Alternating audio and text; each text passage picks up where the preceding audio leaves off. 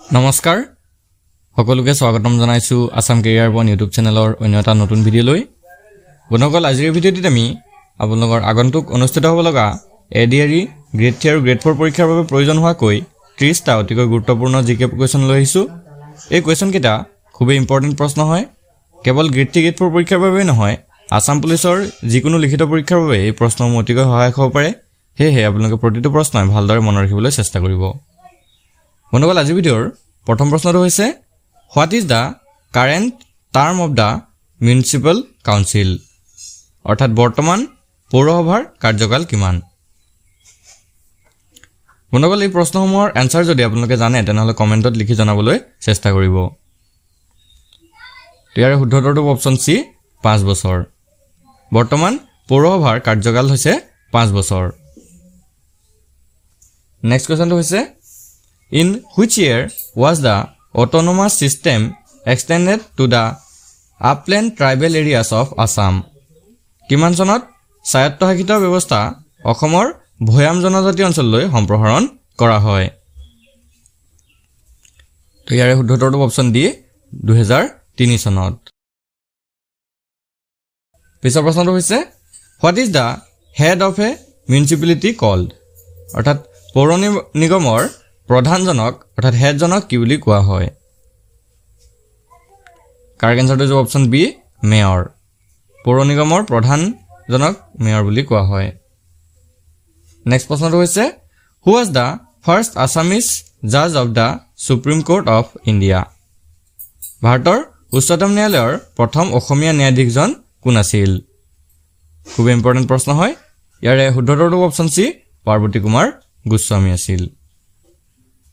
Next প্ৰশ্নটো হৈছে who was the first women to be imprison and pioneered the women freedom fighters of Assam, অসমৰ মহিলা স্বাধীনতা সংগ্ৰামীসকলৰ আগৰণুৱা আৰু কাৰাবৰণ কৰা প্ৰথমগৰাকী মহিলা কোন আছিল।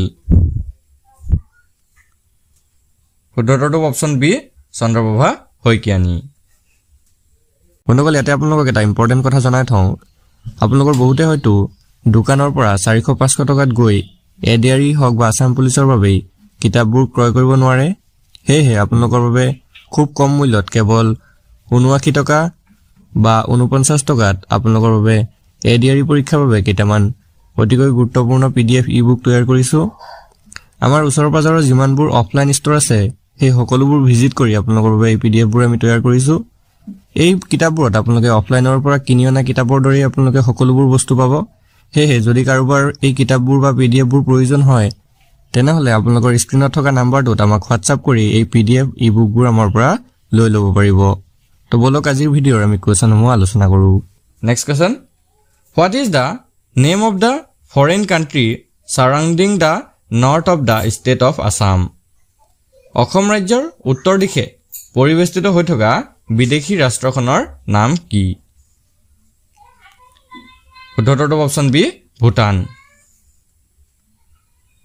নেক্সট কুৱেশ্যনটো হৈছে what is the name of the mountain that separates the Brahmaputra and Barak river basin in Assam, অসমৰ ব্ৰহ্মপুত্ৰ আৰু বৰাক নদী অৱবাহিকা দুটাৰ বিচ্ছেদ পাহাৰটোৰ নাম কি।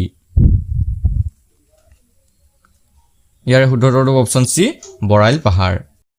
অসমৰ ব্ৰহ্মপুত্ৰ আৰু বৰাক নদীৰ অৱবাহিকা দুটাক বিচ্ছেদ কৰা পাহাৰটো হৈছে বৰাইল পাহাৰ।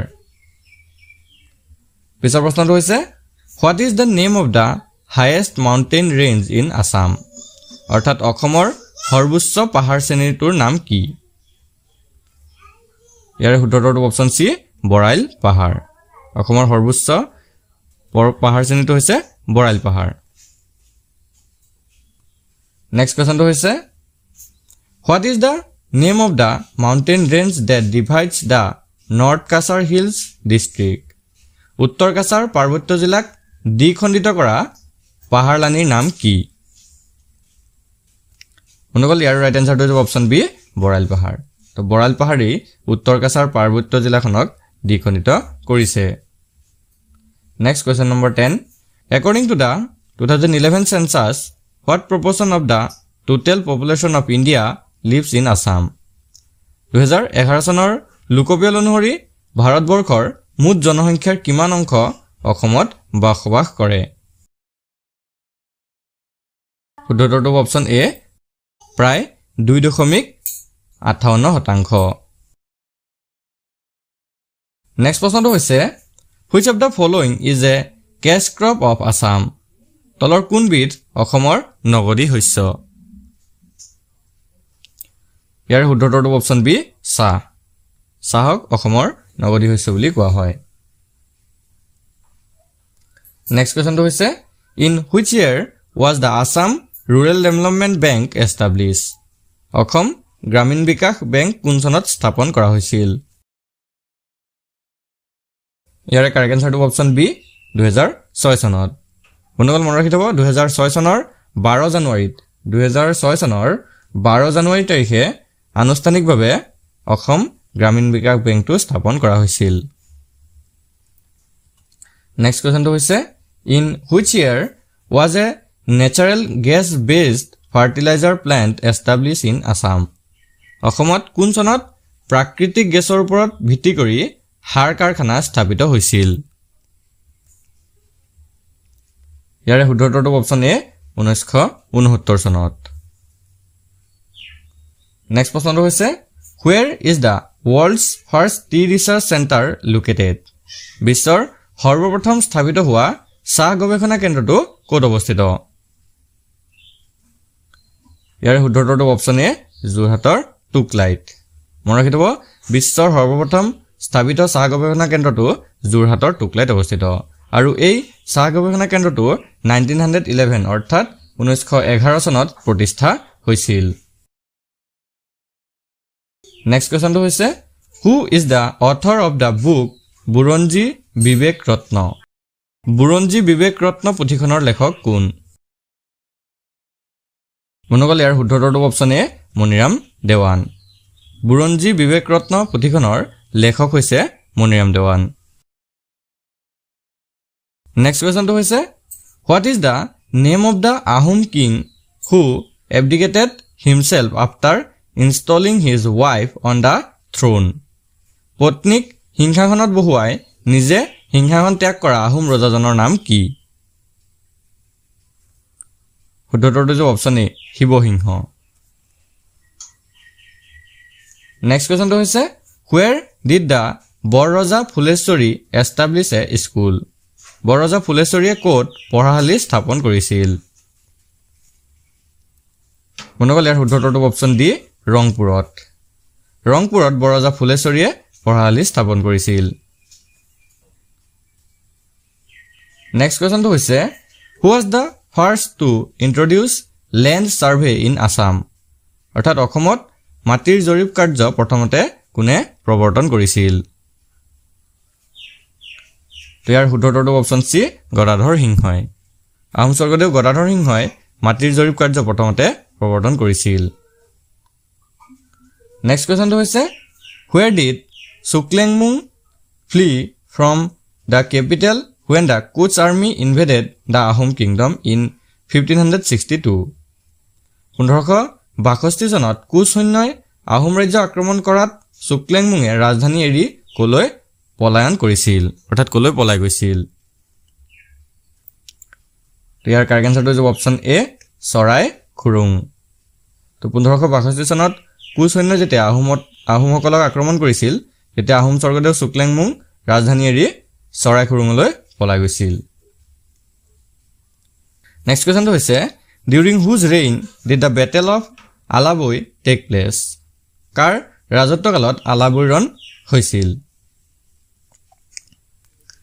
বন্ধুসকল ইয়াৰ শুদ্ধটো হ'ব অপচন বি চক্ৰধ্বজ সিংহ। চক্ৰধ্বজ সিংহৰ ৰাজত্বকালতে আলাবৈ ৰণ সংঘটিত হৈছিল। Next question the McMahon line is located between which two countries? McMahon line কোন দুখন দেশৰ মাজত অৱস্থিত? বন্ধুসকল ৰাইট আনসাৰটো হ'ব অপচন এ ভাৰত আৰু চীন। তো ভাৰত আৰু চীনৰ মাজতে মেকমোহন লাইন দুখন অৱস্থিত। Next question which state in India is known as the granary of India? ভাৰতৰ কোনখন ৰাজ্যক শস্যৰ ভঁৰাল বুলি কোৱা হয়? নকল ইয়াৰ ৰাইট আনসাৰটো হ'ব অপচন বি পঞ্জাব। ভাৰতৰ পঞ্জাব ৰাজ্যখনক শস্যৰ ভঁৰাল বুলি কোৱা হয় নেক্সট কোৱেশ্চনটো হৈছে which of the following countries does not share a land border with India তলৰ কোনখন দেশে ভাৰতৰ সৈতে স্থলসীমাৰ ভাগ বতৰা কৰা নাই ইয়াৰ ৰাইট আনসাৰটো হ'ব অপচন সি তাজিকিস্তান তো তাজিকিস্তানে ভাৰতৰ সৈতে সীমাৰ ভাগ বতৰা কৰা নাই নেক্সট কোৱেশ্চনটো হৈছে which is the only active volcanic eruption in India অৰ্থাৎ ভাৰতৰ একমাত্ৰ জাগ্ৰত আগ্নেয়গিৰি উদ্গীৰণ হোৱা ঠাই কোনখন ইয়াৰ ৰাইট আনসাৰটো হ'ব অপচন ডি বেৰেন দ্বীপ অৰ্থাৎ বেৰেন আইল্যান্ড নেক্সট কোৱেশ্চনটো হৈছে what is the climate of India অৰ্থাৎ ভাৰতৰ জলবায়ু কোন প্ৰকাৰৰ ৰাইট আনসাৰটো হ'ব অপচন সি মৌচুমী ভাৰতৰ জলবায়ু মৌচুমী জলবায়ুৰ অন্তৰ্গত নেক্সট প্ৰশ্নটো হৈছে Sorthebari in Borpeta district is famous for which type of cottage industry Barpeta জিলাৰ সৰ্থেবাৰী কোনবিধ কুটিৰ শিল্পৰ বাবে বিখ্যাত বন্ধুসকল ইয়াৰ ৰাইট আনসাৰটো হ'ব অপচন সি কাঁহৰ বাচন বৰ্তন নিৰ্মাণৰ বাবে সৰ্থেবাৰী কাঁহৰ বাচন বৰ্তন নিৰ্মাণৰ বাবে বিখ্যাত next question number 27 which article of the constitution provides for the vice president of the country সংবিধানৰ কিমান নং অনুচ্ছেদ অনুসৰি দেশৰ উপৰাষ্ট্ৰপতিৰ ব্যৱস্থা হৈছে তো ইয়াৰ কাৰেক্ট আনসাৰটো হ'ব অপচন ডি সংবিধানৰ 63 নং অনুচ্ছেদ অনুসৰি